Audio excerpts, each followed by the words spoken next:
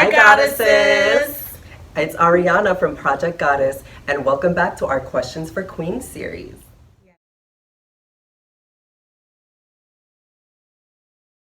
Yes. So today joining me is going to be the beautiful queen, Miss Angela Charles. Hi. Hi, Angela. How are you today? I'm wonderful. That's lovely. So before we get into it, I just want to mention and make sure to stick around for the end of the video for our Goddess of the Day. It's just going to be a little mini series talking a little bit about a goddess because we are Project Goddess after all.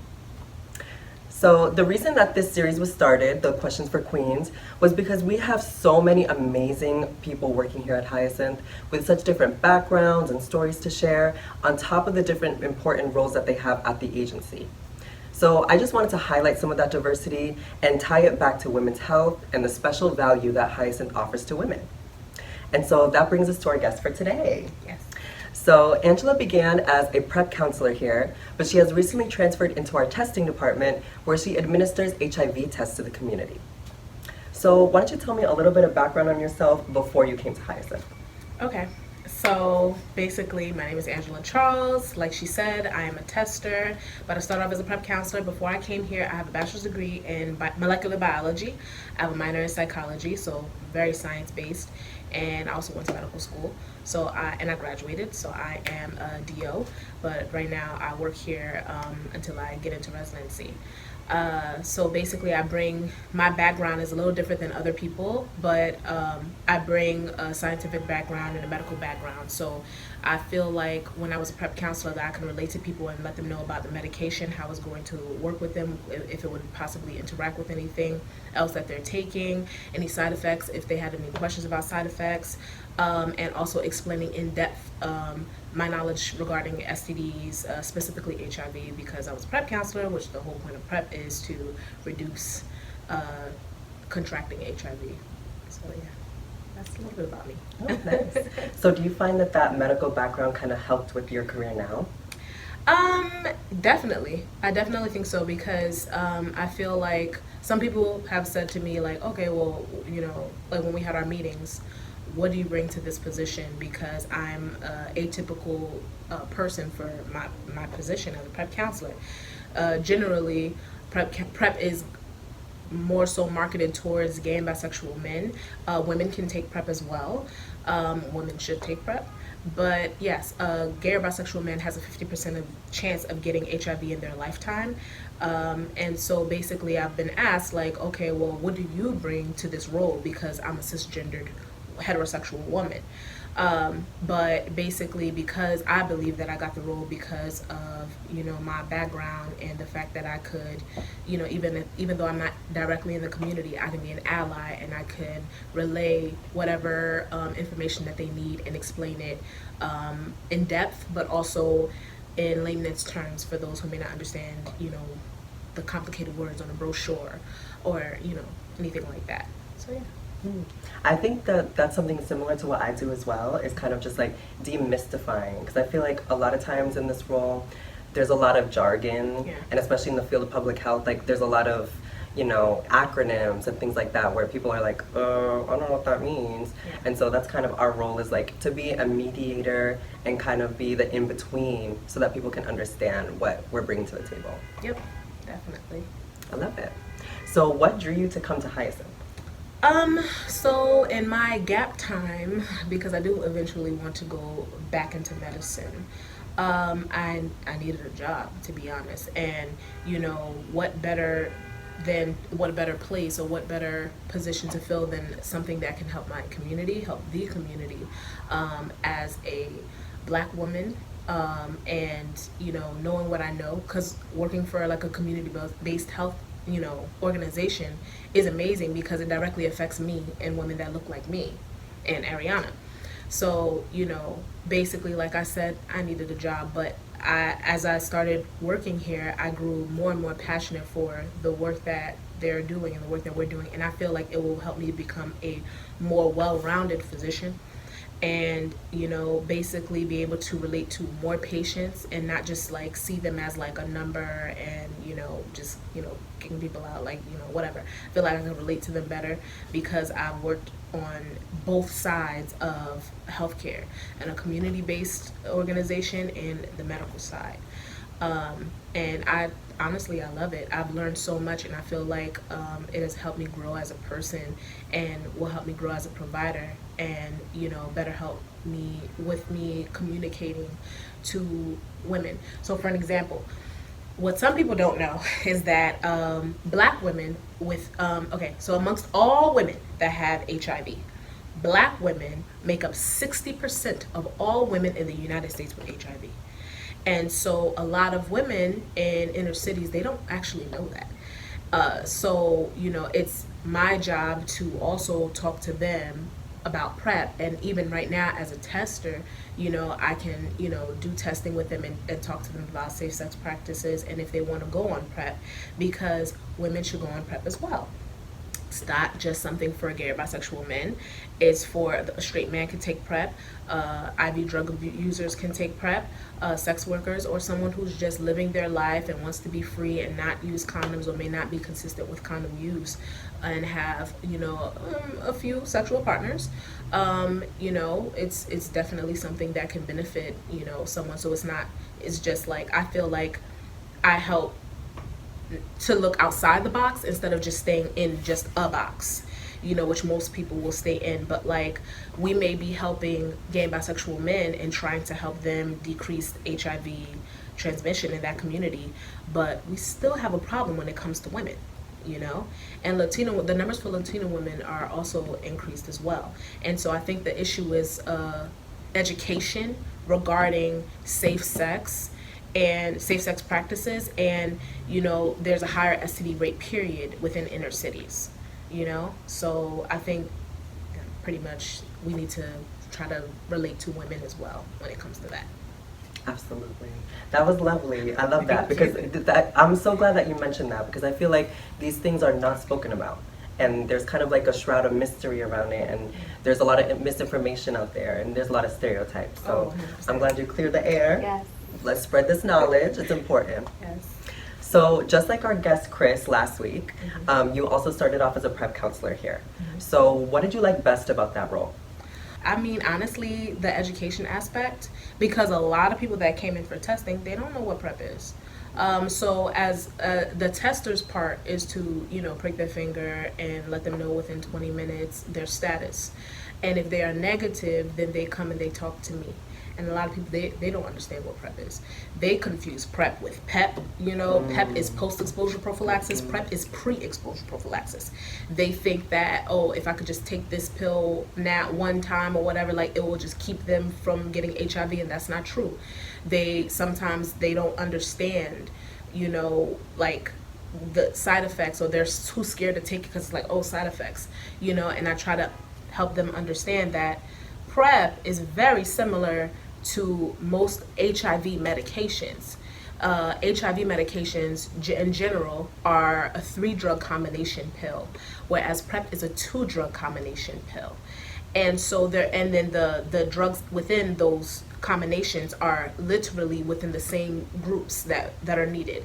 So basically, if you don't protect yourself and you are in a high-risk population, then you may end up getting HIV, and you'll have to take the same 2 drugs I'm trying to get you to understand and talk about and learn about, anyway, plus another drug, So it's like, to me, the best part of being a PrEP counselor for me is relaying knowledge to someone that is unaware, especially in this community. Like a lot of people don't understand, and that's what we're here for as a community health-based organization, is to relay knowledge and to help people understand and get a better autonomy and a stronger understanding of self. And my goal is to educate, and so I would say is my favorite part of it. Plus I also like giving them condoms or like the little sex toys that we may have or whatever, and just having conversation, just talking, and then just also having like a judgment-free space, for the clients that come in. So that's my favorite part. Absolutely. I feel like I agree with everything that you're saying, and I feel like for my role as well, it's very similar, where we're kind of like I said, demystifying, but also having that open environment. Because we talked a little bit about this also last week, but I think it's important to mention that sometimes people don't have that space, you know what I mean? Like a lot of times in the community, when you go out and ask people, oh, well, like, what do you feel about HIV? Like, they'll say things that are misinformation or things that they've heard, like rumors, and it's not very conducive to, you know, public health, like what we're trying to do. So yeah, it's important that we spread that and also have that open, judgment-free space. Yes, definitely. Yeah. So as we mentioned before, there's this idea that PrEP is only for gay men. So how can we kind of combat that idea and encourage women to actually utilize PrEP as part of their toolbox? So I feel like we need to increase ads on television. Now, I have seen some, so I'm not going to discount what I've seen, but it's nowhere near enough. We need to increase ads. We need to go into the schools, like when they have sex education. They need to put this in part of sex education in the school, because I remember with sex education, we may learn a little about STDs and STIs, and we learned how to put on a condom on a banana and all of that stuff, which is great, it's cool. But you know, I don't think statistics are introduced within the school to the children, to the teens, that, you know, HIV transmission is highest between the ages of 13 and like 25. You know, STDs, period, that are highest between those ages. Of course, you know, there are outliers and everything like that. But, you know, 13 to 25, you know, like, and, you know, that's when people are exploring their own bodies and they're exploring the bodies of others. And so I feel like if we start from in the schools, whether it's Hyacinth getting permission from the principals and going in there and saying like, hey, you know, can we talk to, you know, during the sex ed classes with their gym teacher, can we come and do a presentation, or whether we do something after school or whatever, because I know I have to have permission slips and consent from parents and everything like that. Or if the schools themselves take on that responsibility, they need to educate the girls, specifically not specifically everyone, but specifically Black girls and Latino girls. You know, they need to know more about STIs, STDs, and PrEP, because, you know, teen pregnancy is a rising thing in inner cities. It's always been there, you know, because of multiple factors that lead to that. It can be, you know, broken homes. It can lead to, you know, searching for love in all the wrong places. It could just be, hey, I want to explore and I don't know the proper ways of protecting myself when it comes to STIs. I actually, you know, not to go too much off topic, but when I was in college, there was this educator that I had that came in for one of the Caribbean, I was a part of some Caribbean group, CRIBSO, Caribbean Student Organization at Montclair State University. And we had a guest speaker, and he was a sex educator, like a health educator. And he was amazing.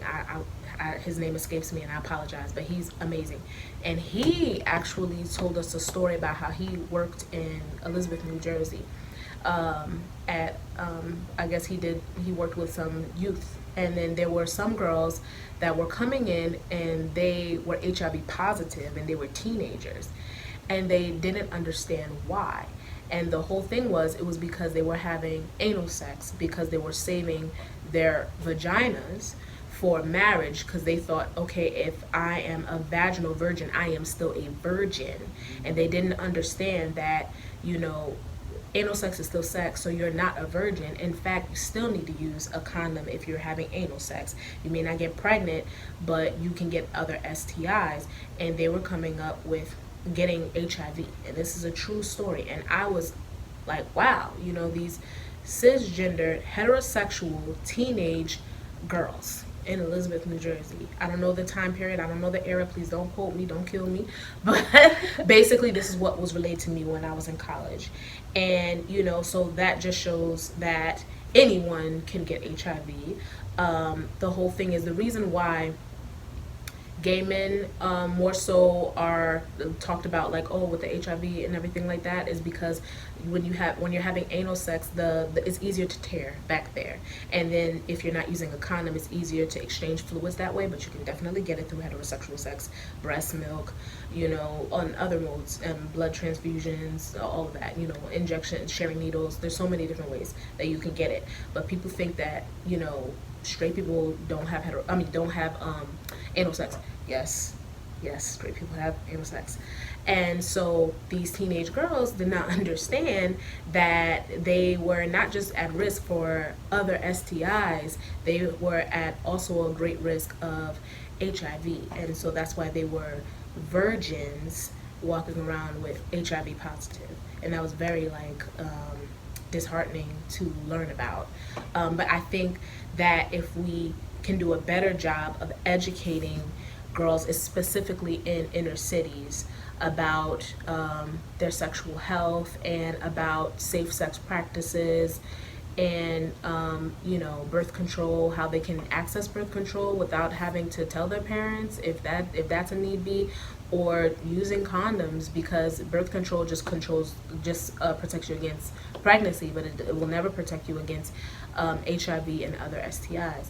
So, I feel like my biggest takeaway from this whole question is that I think we need to start with better ads, and that means on TikTok, not just on television, because people don't really watch television as much, I feel like, anymore.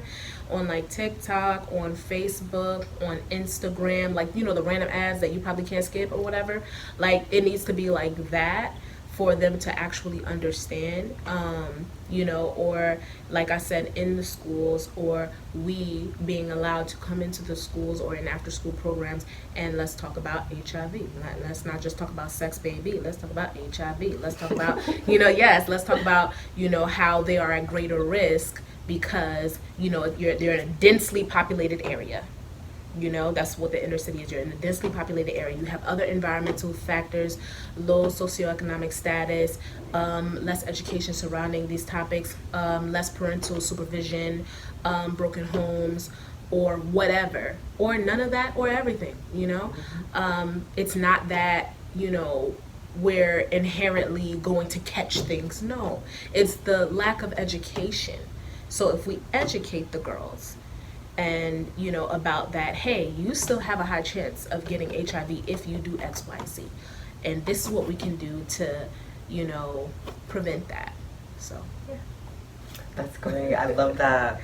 I love it. So I want to actually go back to something that you mentioned, which is that people think that if they are on PrEP, that they're safe from other STIs, for example, or if they're just on birth control, they're just focusing on pregnancy aspect and not on the HIV or STIs. So that brings me back to what I was mentioning before about your HIV toolbox. So basically, it's multiple things all in one that combine that help decrease your risk of acquiring HIV. So it's not just one magic thing that's going to help you.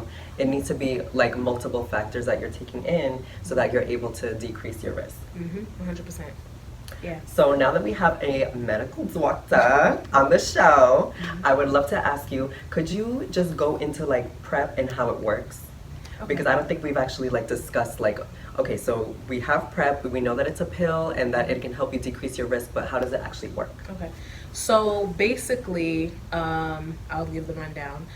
PrEP stands for, I said it earlier, but I'll say it again, pre-exposure prophylaxis. So pre-exposure, before you get exposed to the HIV, which is completely different than PEP. PEP is when you've been, you go to the ER, you've been sexually assaulted, or somebody told you after the sexual act that they may have HIV, and then you go in within 72 hours, you go and you take the emergency medication so that you can prevent, contracting HIV.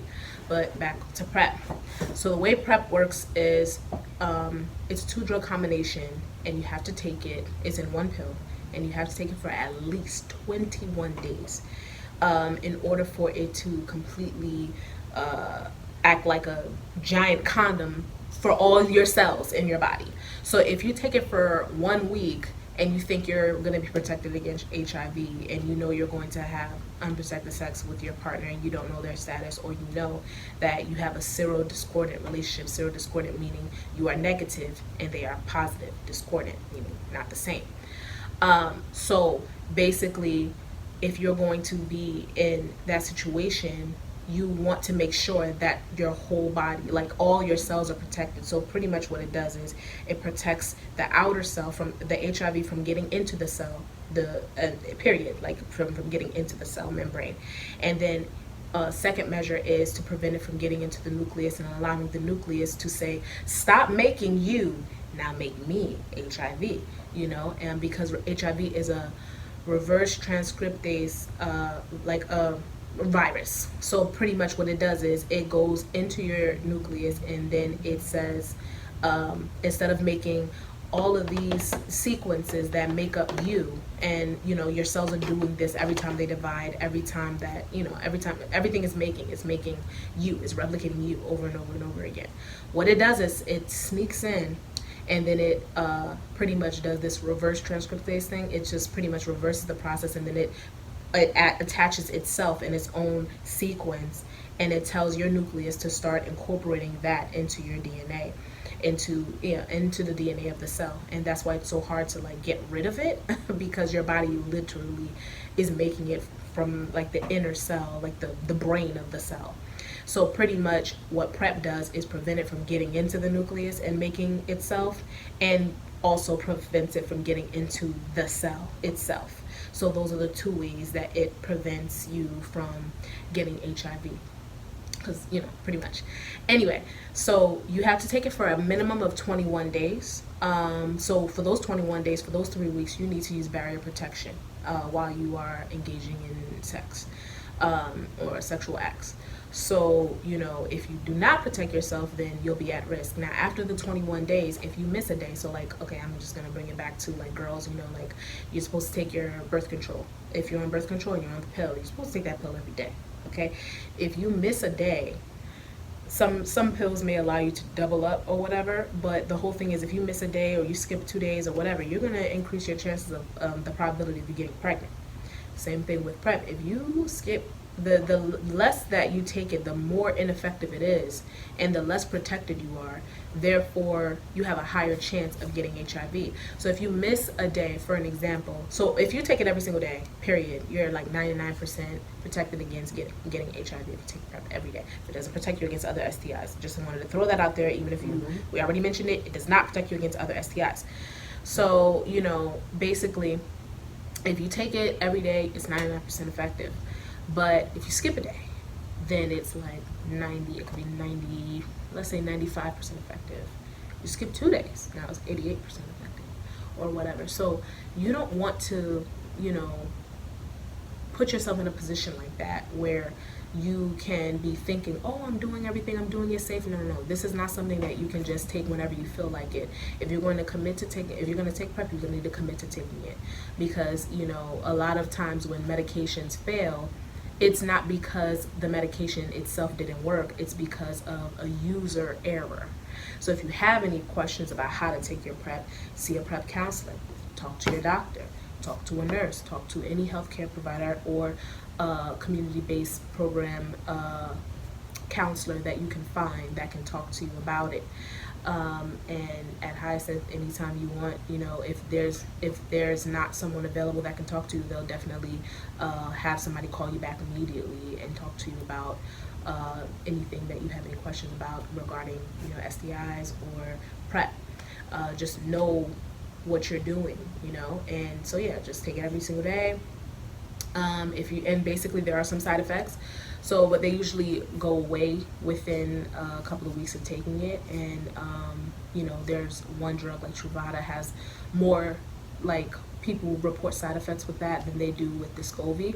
But Descovy, unfortunately, is not FDA approved in women. So women cannot take Descovy currently because it has not because it would probably do any harm to them, but because it has not been studied in women, therefore women cannot be prescribed Descovy. But Truvada, since it was on the market first, it's been on the market for about at least 12 years, maybe a little longer, don't quote me. So women can take Truvada. But yeah, some people report more symptoms with Truvada, but they usually go away within the first few weeks of your body acclimating to it. But don't be afraid of side effects, because side effects actually occur with everything. I'm drinking water. If you drink too much water, there's a side effect, okay? So don't be afraid of drugs. Perfect. Thank you so much. I'm so happy that we were able to like get that as a base, because I feel like we never really had that discussion. So I think that pretty much takes care of PrEP. So now you have recently made the switch into doing HIV testing for Patterson. So how is this role different than the one you were previously in? So I was always cross-trained in testing. So as a PrEP counselor, if they needed me to test, I would go and test. But how it's different is that, you know, I'm not doing PrEP anymore. So it's like I still ask the questions that you normally ask when you're doing an intake for a client and you're doing the testing for them. But instead of now linking them to PrEP through Gilead or finding a doctor for them, they will get referred to another PrEP counselor to do so. But it's not hard for me to just do it myself anyway. Like pretty much I give you paperwork, the Gilead Accessing Program paperwork, and you take that to your doctor on page 3 out of 3.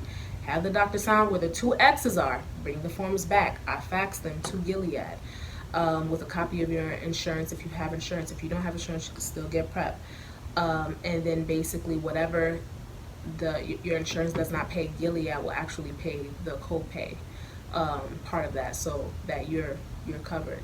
And so there's no excuse for you not being able to access the medicine, because the cost will be covered. Where we more so find a problem is providers not knowing what PrEP is, or telling clients that telling their patients that they don't need PrEP. And it's like, how can you say that they don't need PrEP and that they should just use condoms, when I'm pretty sure outside of your professional life there has been a time or two when you did not use a condom? And if there was a time or two ever in your life that you have not used a condom, you cannot tell somebody to only use condoms to protect themselves from something, because you know condoms break. And also in the passion and the heat of the moment, sometimes people don't have one and they will continue on with their sex acts. So I feel like it's irresponsible as a provider to just write off and say, if somebody comes to you about PrEP, for you to say, oh, you don't need that. Excuse me. Listen to your patients, listen to the client, and see why they say they need that. And if they are in high risk in any way, which you are if you're having sex, and you're not using a condom every single time you have sex, then you know they should definitely be given PrEP. So, yeah. Perfect. Yeah, I totally agree. I think that a lot of times providers get stuck in their own, once again, stigmas. It affects everyone. Like people think that just because they're a professional that, you know, they're immune to that. And that's not the case. Sometimes, unfortunately, we do see that it does take a toll. Yeah. So yeah, I think I forgot the question. The question was, sorry, how's my role different? So it's pretty much, like I said, it's pretty much the same. You know, like, I mean, I just deal with just testing. But you'll be referred to a different PrEP counselor, or you just bring the paperwork back, and I just fax it pretty much. That's it. Just bring your paperwork to your doctor, have your doctor sign it, bring it back, we fax it. I deal with Gilead, or another PrEP counselor will deal with Gilead, and then you'll be able to start your medication. Okay. So maybe some of our viewers haven't ever done an HIV test before, and they're wondering what that process looks like. So why don't you walk us through like what it is to actually take an HIV test? Okay. So what we provide at Hyacinth is a rapid HIV test. We have 2. We have Alair and we have STI. So pretty much the test is 20 minutes. We will prick your finger, like whichever finger you want, or like we'll use a finger on your non-dominant hand, you know, whatever. So it's like less, I guess, inconvenient, because we'll put a band-aid on it afterwards and everything. And then so we prick your finger. We pretty much have, like, we have gloves, we have like a little gauze, we have alcohol wipe, we have the lancet, and we have a band-aid, and then we have the test strip. And pretty much, you know, we clean your finger, we prick your finger, we squeeze it, get the blood out, we put it on the test strip, then we add the solution that we have to add to dilute it, but, you know, to help it you know, so we can see the result. And then we wait 20 minutes. And then if we see a control line at the top, that means that the test worked.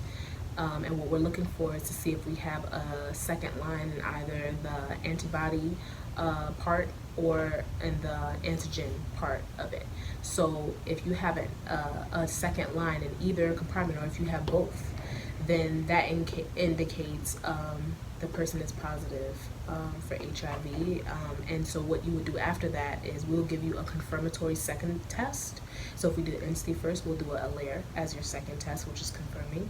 And then after that, then we would link you to care and treatment if you are positive, and they will get you set up with a doctor or have you go to your doctor so that you can get a PCR test, blood drawn from you to confirm what we did in the rapid tests. So that's the whole process. And I ask you a series of questions about your age, your demographics, pretty much sex, age, race, gender, gender you were born as, whatever. And then we ask, your sexual practices or drugs, what drugs you use, recent tattoos, because you can get it from a dirty needle from a tattoo. I mean, I'm pretty sure people don't really get it that way anymore, but you still have to check. And you still have to ask, because not everyone goes to a tattoo parlor and gets sterile equipment. Some people, they're, having their friend do it in their house, and you don't know if that needle is clean or not. So piercings and tattoos, we ask when was your last one, we ask when was your last test, just a series of questions in addition to the test. And then at the end of that, we give you a copy of your results, and we also keep a copy for our records. And then you're issued a $10 gift card. And yeah, that's pretty much the whole process. And you can, we recommend that you will come in 2 months or 3 months, not coming every other week. Don't abuse the whole gift card situation. But if you are in a situation where the condom broke or you were exposed, by all means, if it's less than the 60 days or 90 days, come back and explain the situation, and we'll issue another test.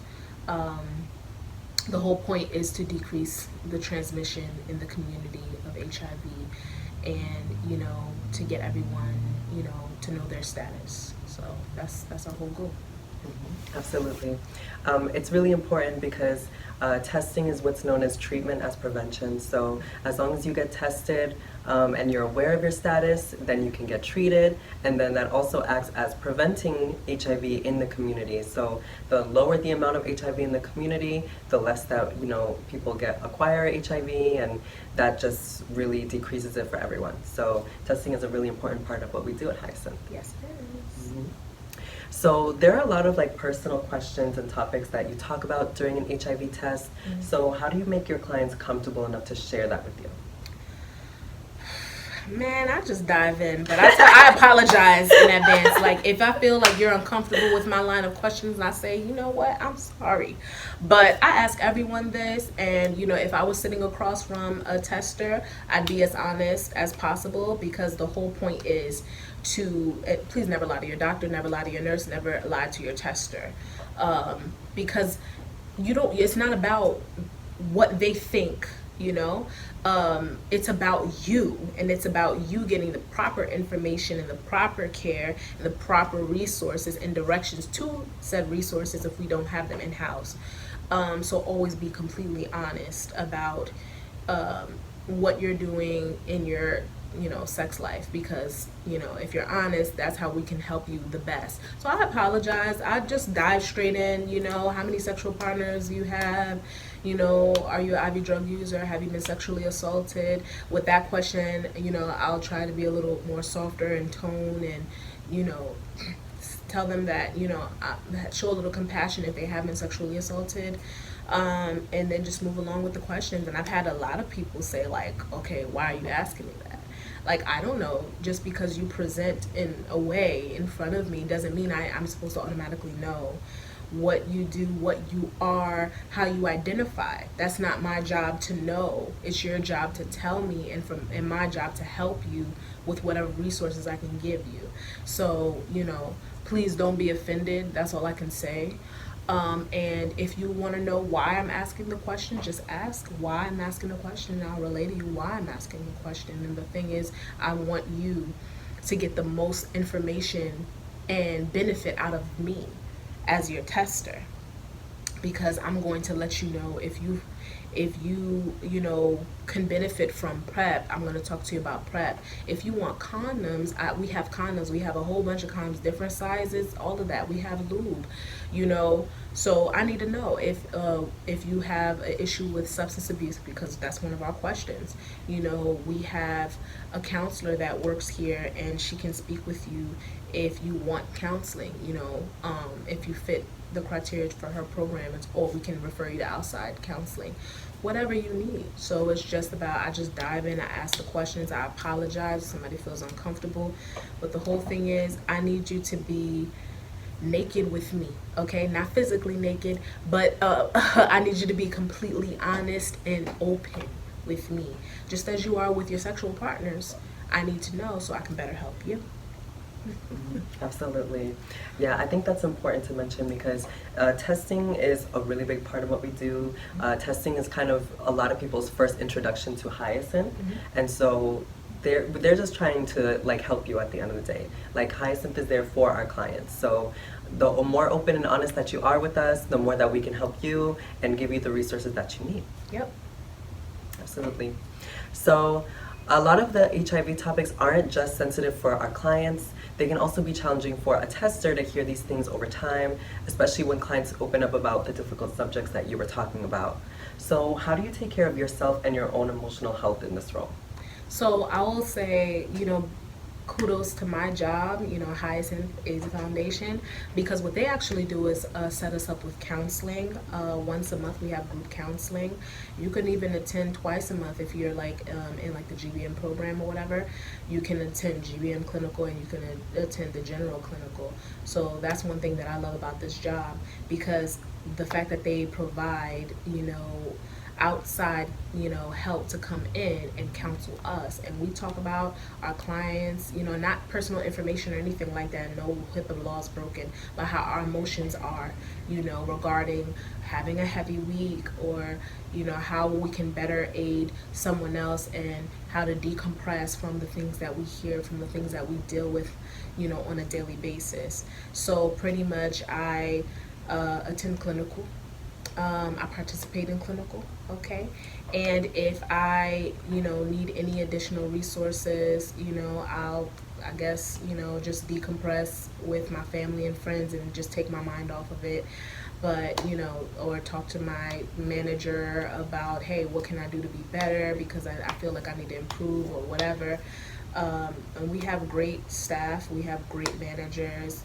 And I'm not just trying to sell my job. I mean, I like my job. I'm just telling you,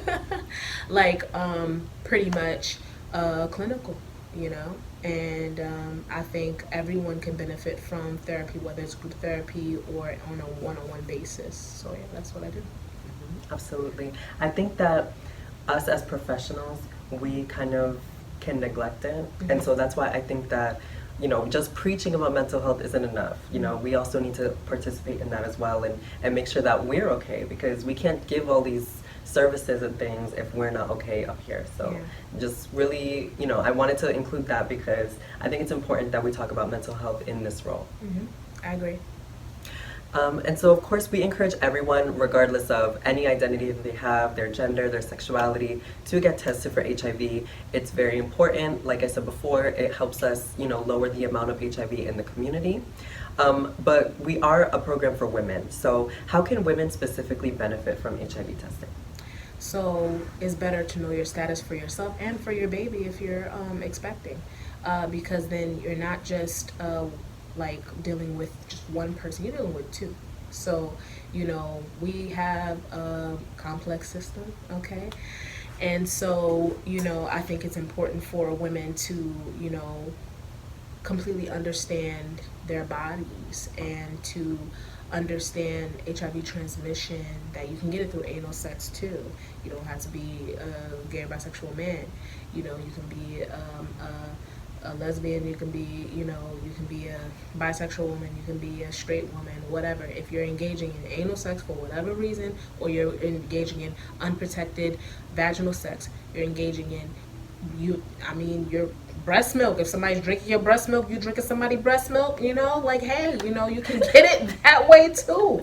Listen, you know, the whole, and if you know, needles, everything, the whole thing is to know your body, to know your status, and if you have any questions, contact your doctor, contact a nurse, contact your healthcare provider, contact your counselor at Hyacinth or any other community-based organization and ask questions.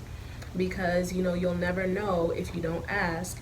And, you know, like I said, we have a complex system. So, you know, we do have the ability to give life, and you know, you can, it's possible if you're not on medications and you're about to give birth and you are HIV positive, you can definitely transmit the virus to your baby.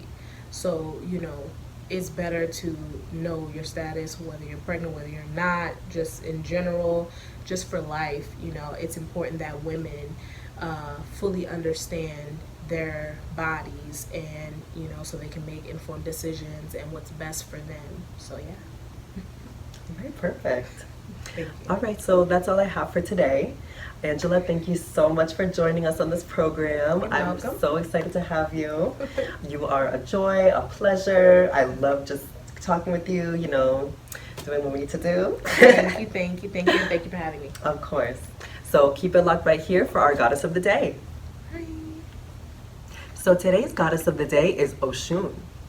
Oshun is an Orisha, or a deity, from the Yoruba religious tradition in southwestern Nigeria. She is a river goddess whose power is associated with the purifying nature of water. Her domain is also in matters dealing with love, beauty, fertility, and sensuality. Oshun is one of the most powerful of the Orisha, present in the heavenly sphere as well as being involved in earthly matters. In many of the myths involving Oshun, she is the protector and nurturer of humanity. She is also the patron saint of the river Oshun in Nigeria, which bears her name. She is still honored to the modern day in a 2-week celebration on the banks of her river, which typically takes place in August. We have so much to learn from this beautiful goddess. Bye, goddesses.